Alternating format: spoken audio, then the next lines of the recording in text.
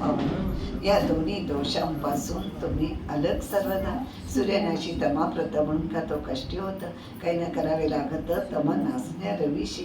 तम जो जो वेज्ञ येई तो तो तेथे प्रकाश होई. अंधारत्व अवघे जाई त्याचे तमाचे नारायण. पाप पुण्याची वासना तूच उपजविशी नारायण. आपला रक्षणा मोठेपण पापी तूच निर्मिशी. काही असं आता तरी चिंता रहित मजला करी. दास गुणा घ्यावा पदरी हेच आहे मागणी. तुझ्या वाचून माझं प्रत नाही वशिला जगतात. अवघेच तुझ्या हातात आहे की रे पांडुरंगा.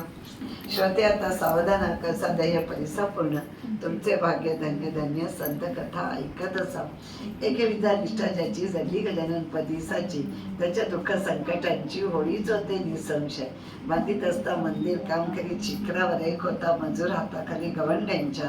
तो धवना देता मिस्त्रीला काय की जो गेला 30 फुटावरून पडला खाली घडीव दगडावर.